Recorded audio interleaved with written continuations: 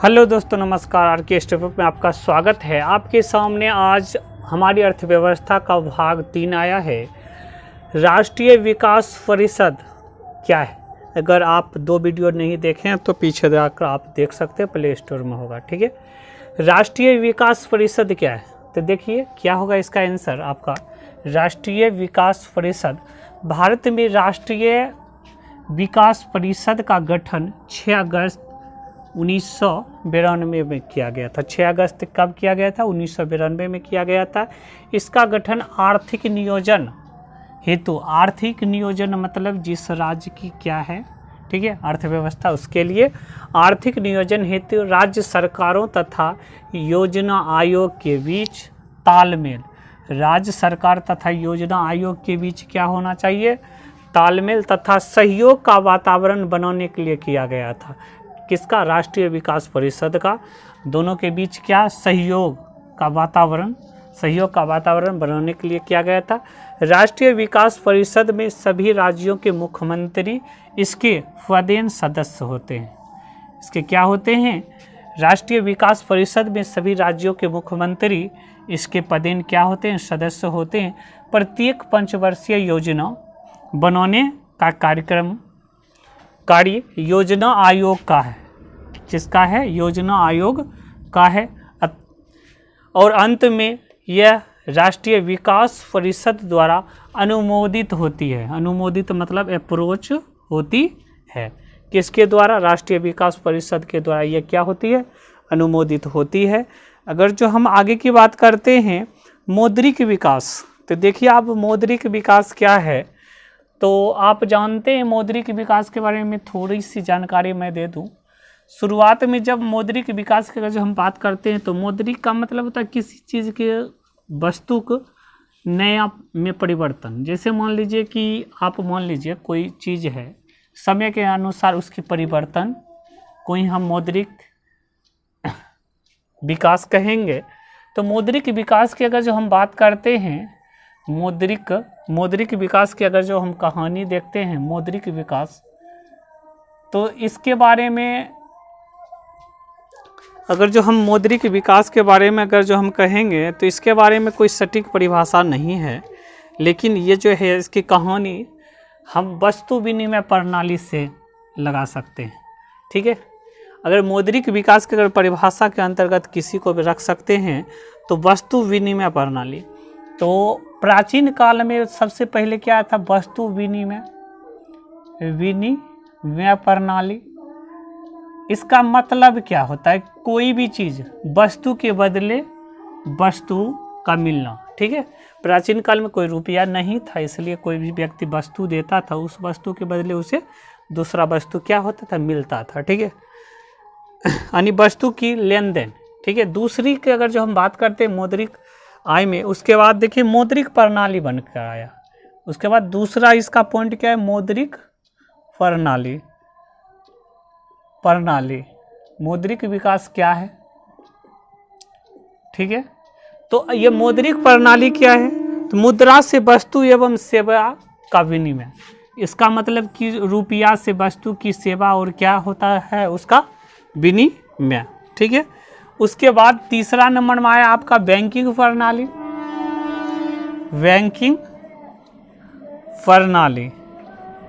अब ये बैंकिंग प्रणाली समझिए, बैंक के माध्यम से चेक द्वारा विनिमय की क्रिया का संपादन करने लगा। चेक के द्वारा, इसमें क्या होगा? चेक के द्वारा। ठीक है, अगर जो हम अभी समझ रहे हैं मौद्रिक विकास क्या है या इसकी कहानी को लिखें। ठीक है, तो जो इसकी कहानी की चर्चा अगर जो हम करेंगे तो पहला क्या था मेरा? वस्तु विनिमय प्रणाली। दूसरा क्या? मौद्रिक प्रणाली। तीसरा है बैंकिंग प्रणाली। अगर चौथा की बात करते हैं तो कोर बैंकिंग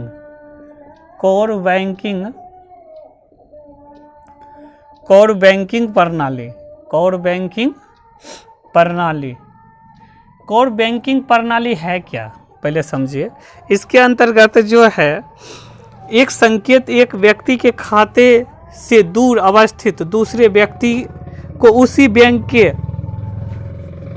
माध्यम से, इसको हम कह सकते हैं ट्रांसफ़र। रुपया को क्या किया जाता था? ट्रांसफ़र किया जाता था। ठीक है, नंबर अगर जो 5 की अगर जो हम बात करते हैं तो एटीएम प्रणाली, ठीक है, एटीएम प्रणाली वस्तु, एटीएम प्रणाली।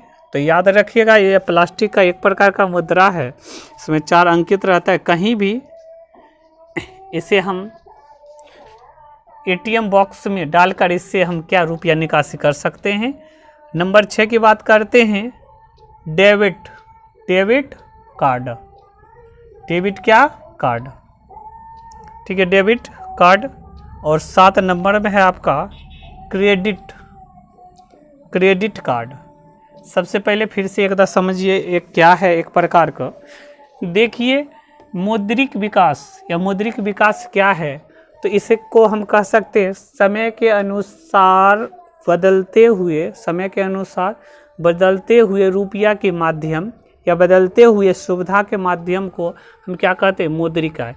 तो सबसे पहले इसकी कहानी की हम बात करते हैं तो वस्तु विनिमय प्रणाली, कोई व्यक्ति को प्राचीन काल में जब कोई चीज़ खरीदना होता था तो एक वस्तु के बदले उसे दूसरा वस्तु देना पड़ता था, तब वो व्यक्ति अपना वस्तु देता था। उसके बाद आया मौद्रिक प्रणाली। मौद्रिक प्रणाली का मतलब है कि मुद्रा, ठीक है, मुद्रा जब देता था तो कोई वस्तु उसे दिया जाता था। उसके बाद आया बैंकिंग प्रणाली, एक चेक के रूप में, ठीक है, चेक चलने लगा बैंकिंग प्रणाली में। उसके बाद रुपया की अगर जो बात करते कोर बैंकिंग प्रणाली के अंतर्गत आ गया। इसका मतलब कि जो बैंक में रुपया है उसे एक बैंक से दूसरे बैंक में ट्रांसफ़र करना, ठीक है, उसी बैंक में ट्रांसफ़र करना। उसके बाद तब ग्राहक को एटीएम मिलने लगा, एटीएम प्रणाली वो बन गया। उसके बाद डेबिट कार्ड मिलने लगा, क्रेडिट कार्ड। आप एटीएम जानबे करते, ये एक प्रकार का प्लास्टिक, ये तीनों प्लास्टिक मुद्रा है। ये तीनों क्या है, एक प्रकार का प्लास्टिक मुद्रा है। एटीएम का मतलब जानबे करते हैं, ऑटोमेटिक टेलर मशीन, ठीक है, स्वचालित टेलर मशीन भी इसे कह सकते हैं, ठीक है। हम एटीएम और डेबिट क्रेडिट ये आगे की क्वेश्चन में आपको मिलेगा, ठीक है। मौद्रिक विकास समझ गए, ठीक है। या हम कह सकते हैं कि मौद्रिक विकास का मतलब होता है रुपया की बदलती या लेन देन की बदलते हुए प्रक्रिया को हम क्या कहते हैं, मौद्रिक विकास कहते हैं, ठीक है। क्वेश्चन नंबर आगे,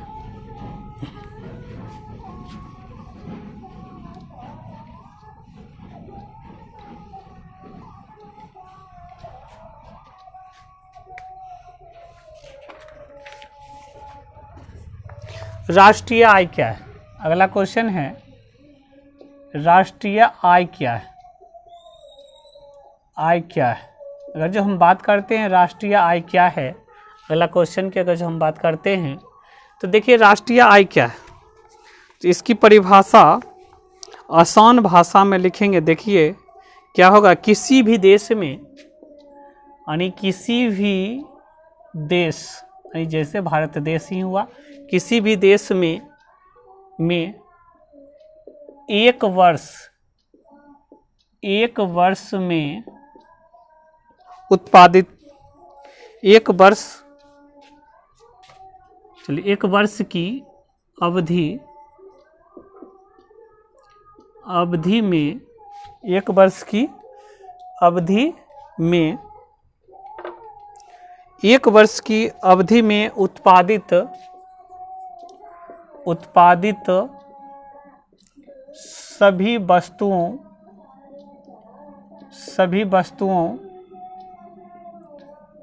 वस्तुओं एवं सेवाओं के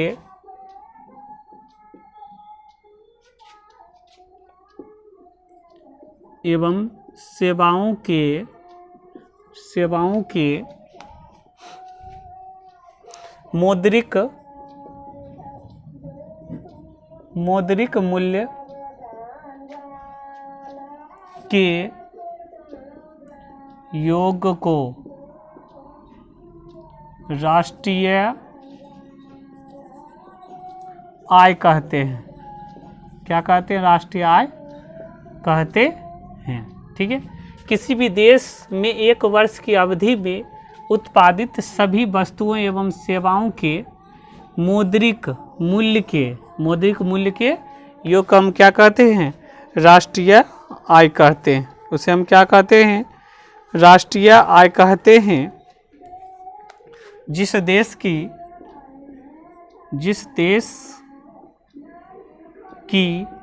आय अधिक होती है उसे विकसित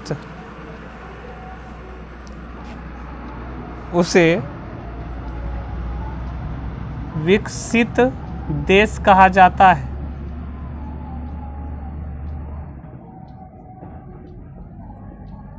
जिस देश की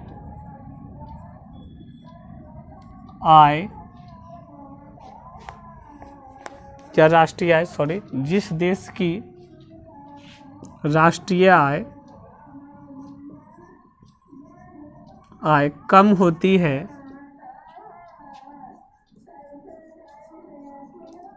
उसे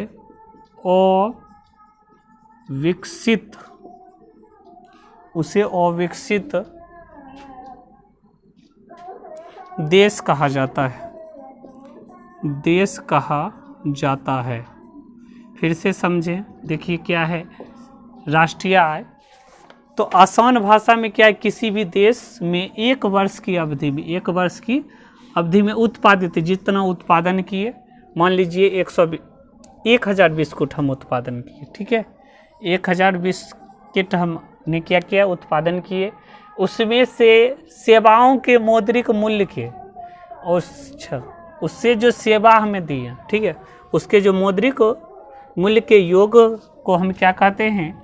राष्ट्रीय आय कहते हैं। उसे हम क्या कहते हैं? राष्ट्रीय आय कहते हैं। जिस देश की आय अधिक होती है उसे विकसित देश कहा जाता है। उसे क्या कहा जाता है? विकसित देश कहा जाता है। जिस देश की राष्ट्रीय आय कम होती है उसे हम क्या कहते हैं? अविकसित देश कहते हैं। उसे हम क्या कहते हैं?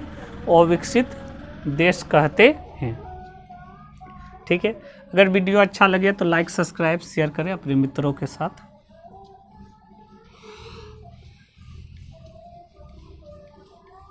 अगला क्वेश्चन है प्रति व्यक्ति आय। ठीक है, अगला क्वेश्चन की हम बात करते हैं प्रति व्यक्ति आय क्या है? प्रति व्यक्ति आय, अगला क्वेश्चन क्या है मेरा? प्रति व्यक्ति आय। तो इसकी परिभाषा होगा राष्ट्रीय आय को देश की कुल जनसंख्या से राष्ट्रीय आय को देश की कुल जनसंख्या से भाग देने पर जो भागफल आता है भाग देने पर जो भागफल आता है वह प्रति व्यक्ति आय कहलाता है। वह प्रति व्यक्ति आय कहलाता है।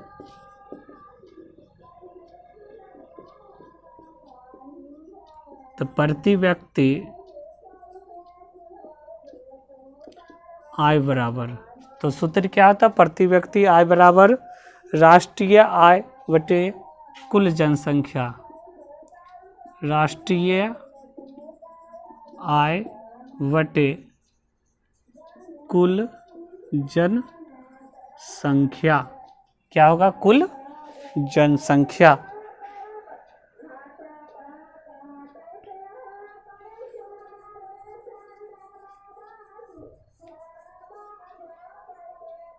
तो क्या हो जाएगा इसका? तो देखिए प्रति व्यक्ति आय क्या है? तो राष्ट्रीय आय को देश की कुल जनसंख्या से भाग देने पर जो भागफल आता है वह प्रति व्यक्ति आय कहलाता है। ठीक है, जो भागफल आता है वह क्या कहलाता है? प्रति व्यक्ति आय। प्रति व्यक्ति आय बराबर हम जानते हैं क्या होता है? राष्ट्रीय आय बटे कुल जनसंख्या। राष्ट्रीय आय बटे कुल जनसंख्या।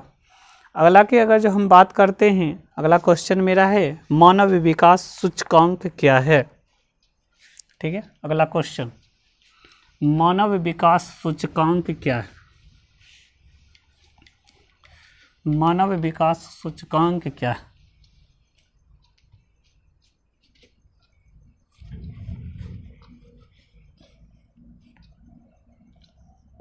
मानव विकास सूचकांक क्या है। तो देखिए मानव विकास सूचकांक क्या है, और यह शब्द, यह जो है मानव विकास सूचकांक, इस शब्द की शुरुआत महबूब उल हक सर्वप्रथम किया।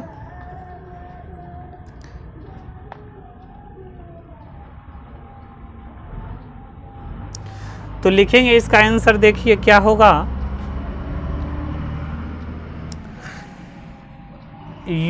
UNDP। तो क्या हो जाएगा, संयुक्त राष्ट्र विकास कार्यक्रम, या UNDP द्वारा, आप लिख सकते हैं UNDP द्वारा महबूब उल हक के निर्देशन में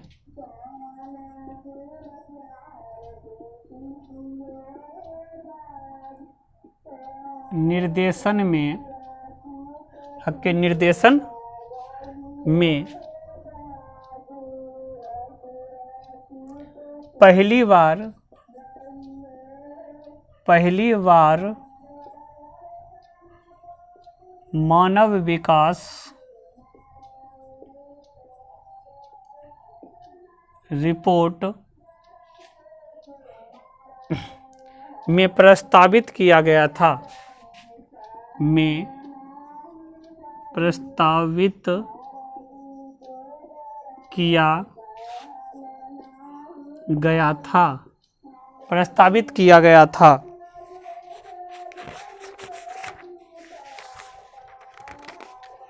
प्रस्तावित किया गया था। UNDP द्वारा प्रकाशित, UNDP द्वारा प्रकाशित मानव विकास रिपोर्ट,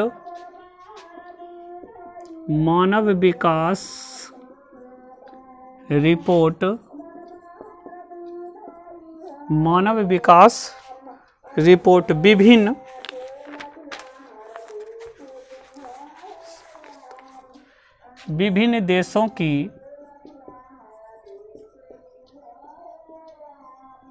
तुलना लोगों के शैक्षिक स्तर, उनके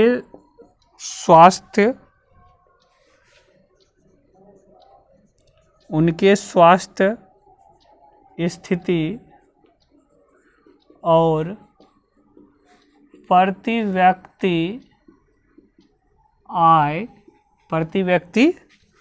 आय के आधार पर करती है। आय के आधार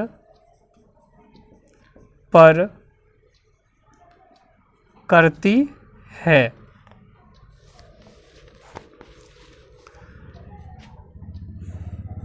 HDI बराबर, इसका सूत्र होता है HDI बराबर जीवन आशा सूचकांक प्लस शिक्षा प्राप्ति सूचकांक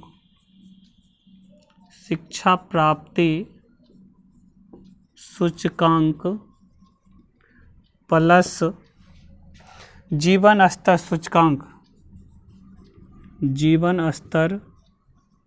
सूचकांक।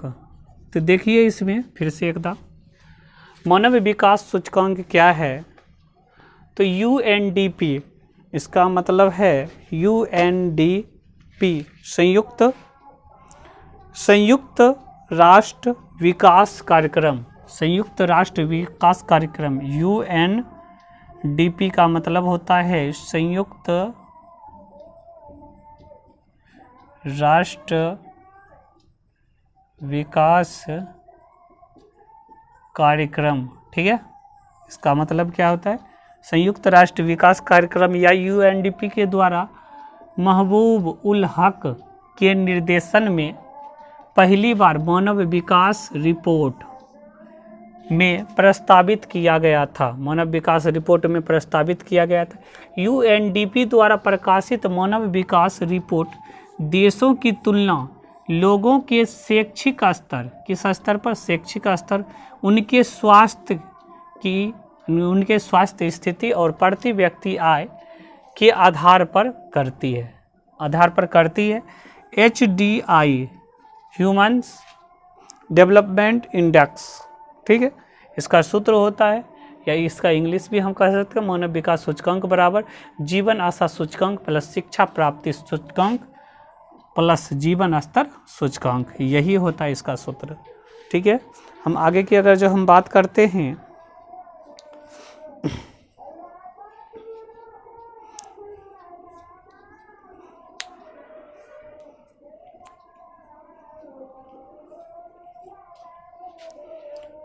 ठीक है, अगर वीडियो अच्छा लगे तो लाइक सब्सक्राइब शेयर करें अपने मित्रों के साथ। वीडियो देखने के लिए धन्यवाद।